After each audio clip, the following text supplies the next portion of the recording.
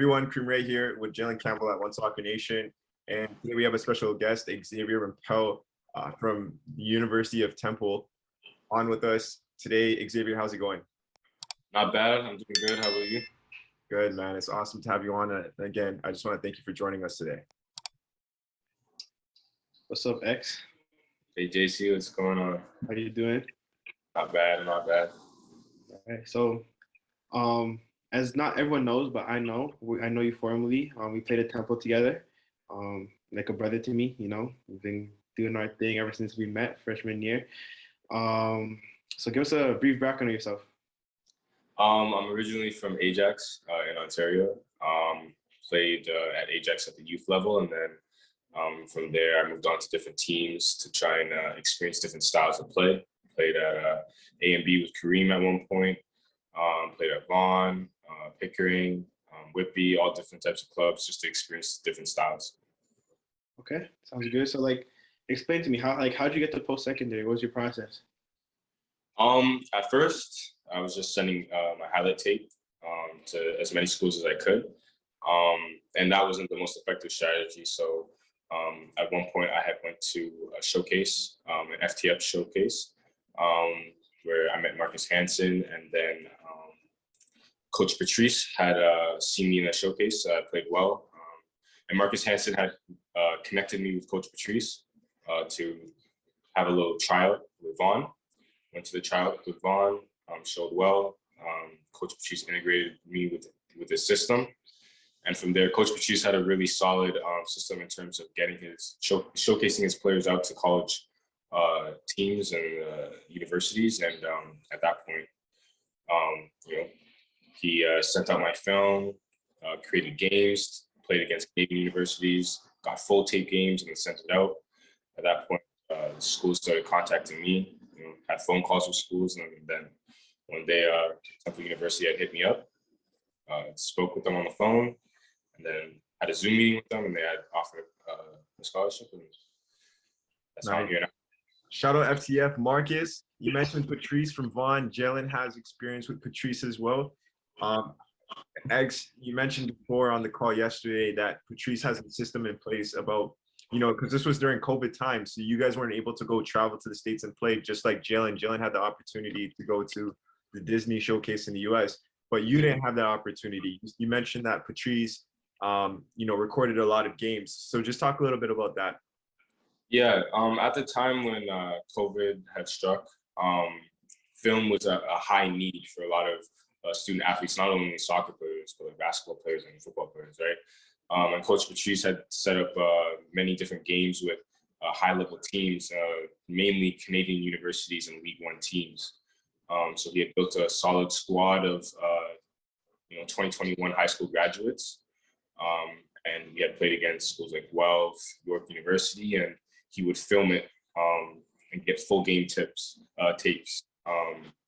where it showed the whole game, and we'd send it out to universities. They would analyze the film, recognize certain players they had interest in, and then tell Coach Patrice, and then Coach Patrice would connect us through text, email, WhatsApp, whatever platform. Nice. It's a very efficient system you had set up.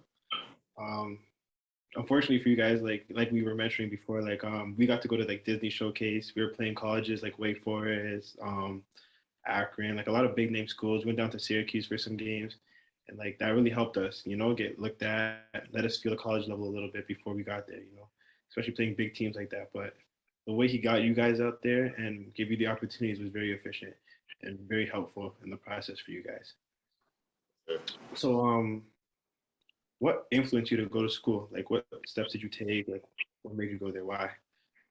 For starters, I feel like the university route or pathway in terms of soccer, it provides two pathways that a student athlete can take. Not everyone's privileged to go straight pro, but you can still go pro through the university route. And I felt that, having two avenues through education and also through the MLS is always good to have.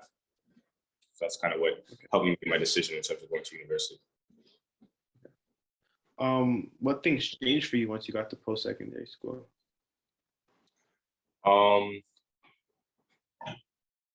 I think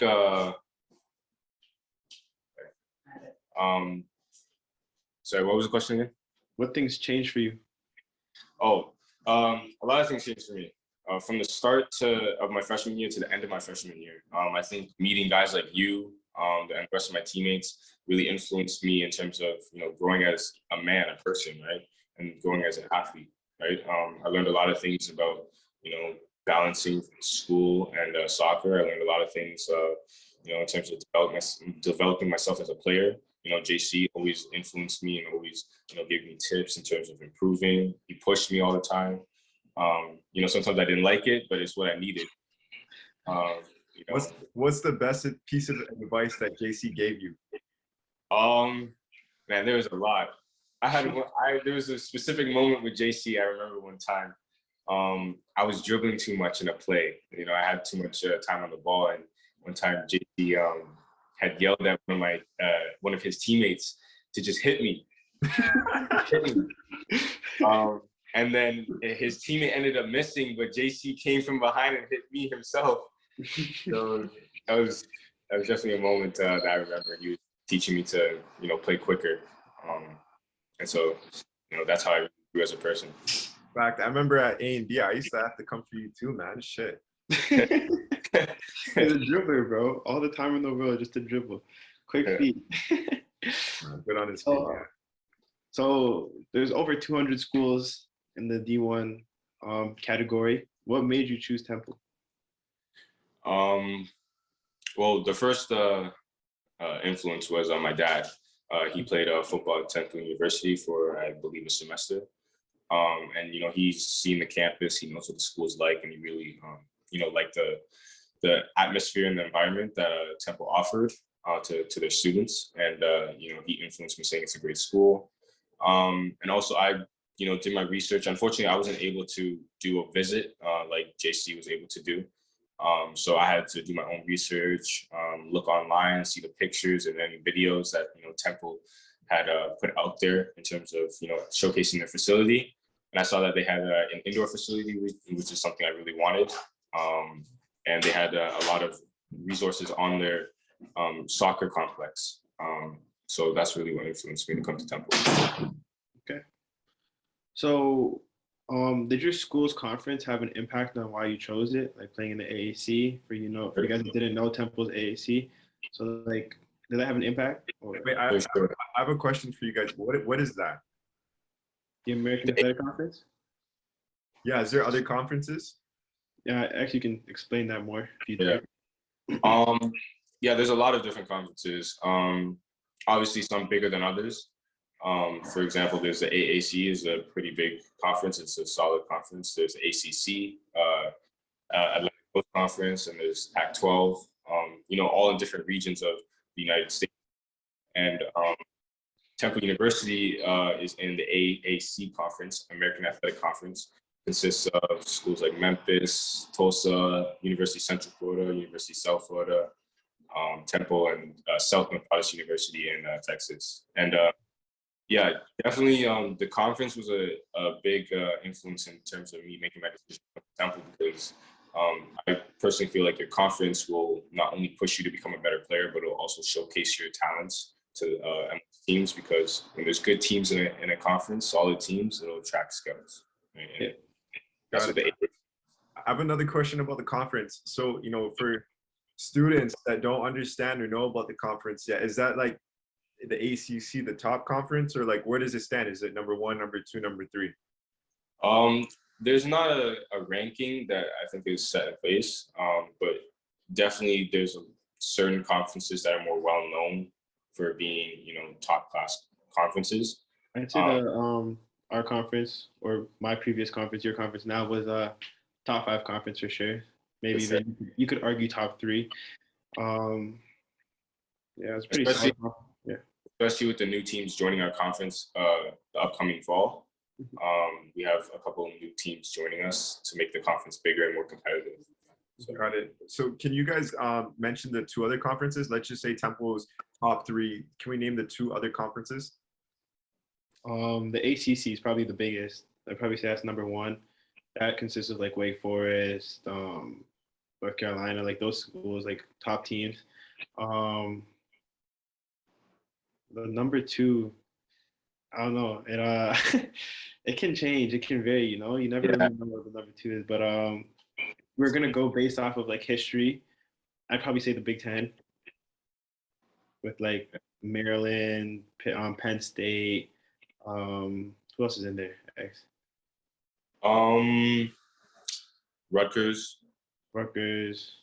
Then there's our conference. We had UCF, who usually finish top 10. We have SMU finish top 10. Tulsa recently just finished top 10. It's like there's a lot of competition, you know? Got it. Yeah. So for the next question, how are you balancing being like a student athlete?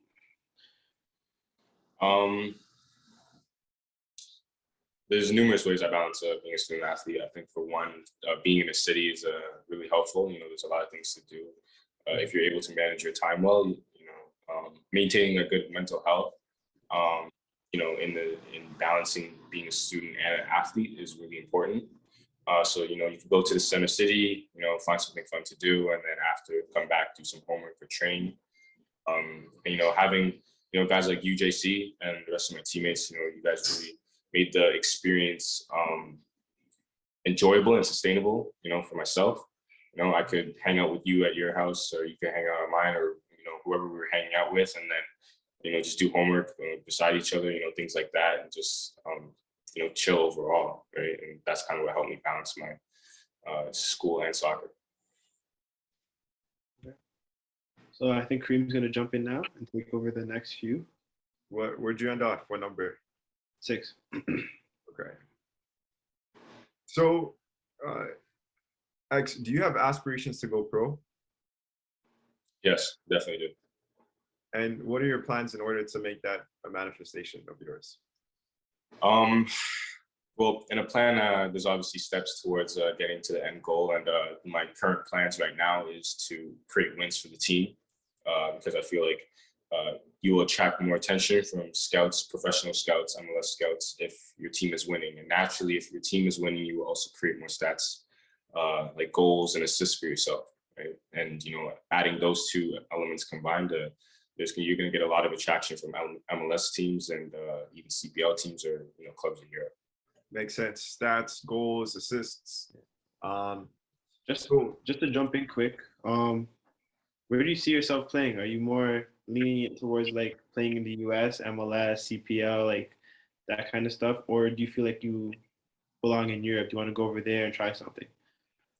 I think I would definitely fit in Europe for sure, but again, that's part of my plan. But there's steps towards, and I feel like taking the CPL and MLS pathway and then going towards Europe, I feel like it will not only create, you know, a good pathway for myself, but it'll also create a story that, you know, the young generation can look at, you know, their journeys and be like, they could go through the CPL or the MLS and still get to the main end goal that they want to.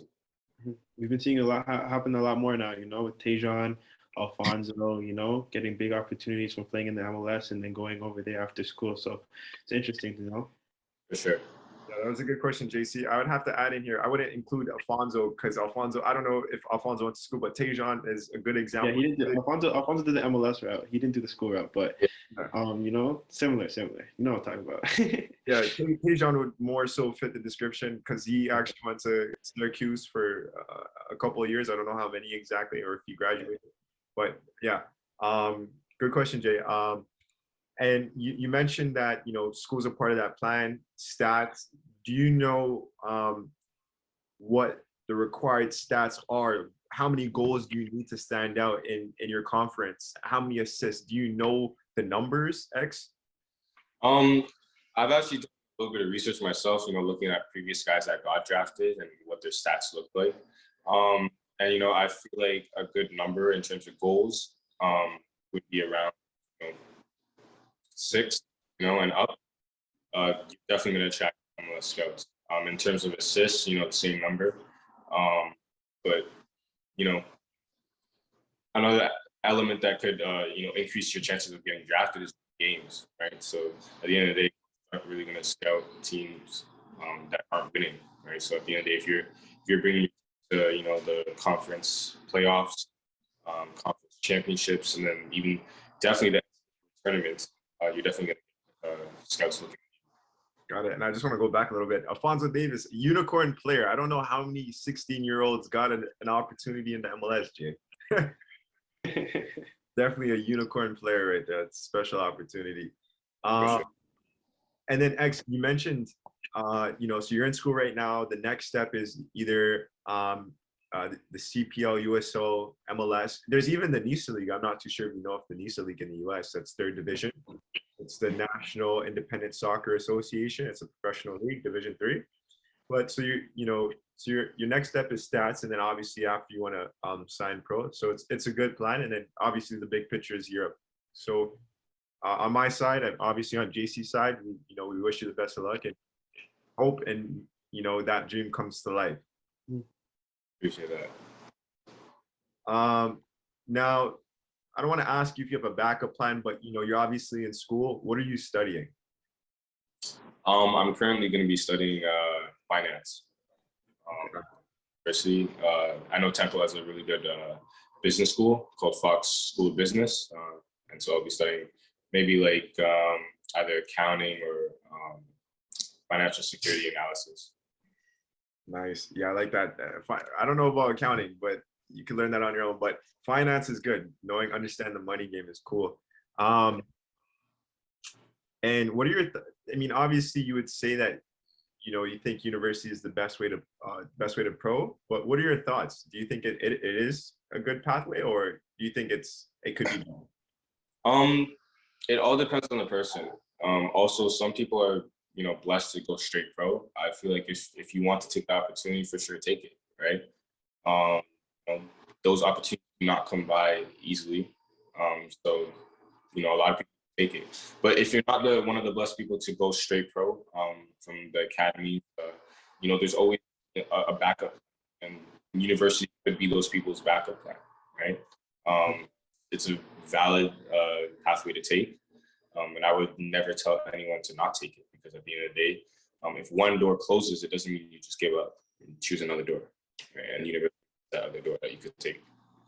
That's a good point. JC, I'll let you ask the last two. I ended off at 10. Okay, so what's your most memorable soccer moment? Ooh. Gotta do something with me in it, of course, because tell us your most memorable soccer moment. Most memorable soccer moment, most memorable soccer moment at Temple. Which one? Give us one of each. One of both. One of both? Yeah. Okay. I think my most memorable soccer moment,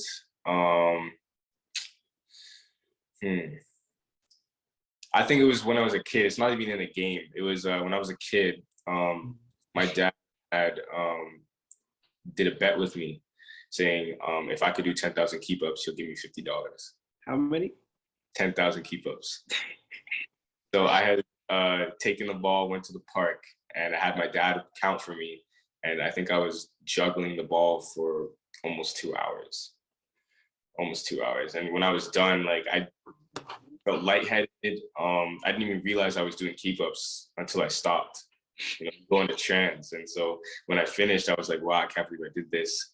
That was one of my most memorable soccer moments. And you hit 10,000 or what? Yeah, I hit 10,000. Yeah. I got that $50. Yeah. $50 for 10,000? Yeah. As a kid, I was like, you should talk off a little bit more, bro. I should have. But as a kid, $50 is a lot to me, right? So yeah. But yeah, that was really memorable. And at Temple, I would say probably the first game I played for Temple, like first real game, not counting the preseason, against Rutgers University. Under the lights, beautiful grass pitch, a lot of fans. I think that was almost. Came on the pitch and balled out, bro. Came on the pitch, that left foot, and just did his thing. Yeah. So, what are 3 tips you can share with the viewers about post-secondary education and being a student athlete?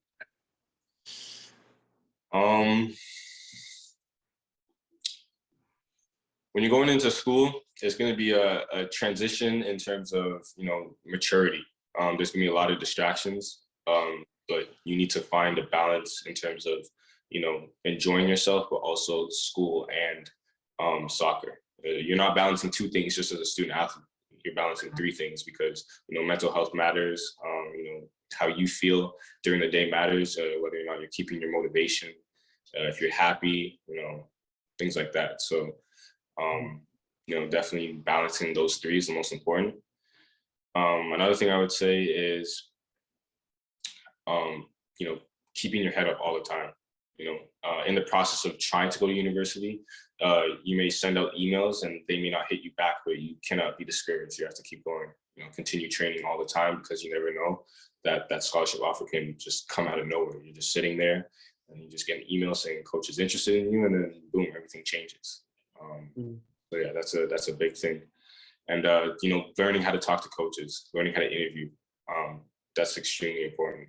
When a coach is asking to call you or Zoom call you, you know, you need to be able to show that you have a good character, because they're not only recruiting a soccer player, they're recruiting, you know, a man or a woman that's, you know, that could represent themselves in society and represent the school and the soccer program. All right. Yeah, great points. Leading into the fun questions here, I'll ask the first 5 and then JC will end off with the last 5. Speed questions, X, you got to answer them fast. Okay. All right, favorite team? Probably PSG, only because of Neymar though. I'm a bandwagon team, but yeah, I know. I'll skip favorite player then because it's Neymar. Favorite. Yeah. What are your favorite pair of cleats? Temple. Favorite food? Yeah, and then favorite food. I apparently have pizza all the time. So yo, this guy walks around with 2 or 3 slices of pizza, I swear, all the time. Yeah, pizza and Philly fried. Philly fried. Yeah. Shout out Philly fried. That guy's a G. Yeah. And last one for me, favorite artist? Polo G for sure, hands down. Polo G. All right, so my turn. We going with Messi or Ronaldo? Messi. The lefty connection. Yep. Yeah. First team you're picking in FIFA? Liverpool. I would pick Liverpool. I'm surprised you didn't say PSG. No, I only like PSG because of Neymar, but in terms of, you know, a well-balanced team, you know, that team I think I'll win with, definitely Liverpool. Well, just know if we ever play FIFA, you're not allowed to use PSG, so you can use it. I smoked JC in FIFA the other day. Oh, for real? Add that in there. Last time yesterday got cut out. I got to add it in the video again. Tell him the whole story, bro. Tell him the whole story. Yeah, we had our, you know, he would win, I would win, you would win. But at the end of the day, I won. No, when it mattered, you know, I was there. I came clutch at the end. Thanks. I had 2 dubs on this guy's head top. Soft take. Yeah. Oh, but he won. Did he win at the end though? No, hey, bro. I had 2 wins, 2 wins in JC. Yeah. Bro, what happened? I have to add this in here, X. I have to add this in here for playbacks. You know what I'm saying? Yeah.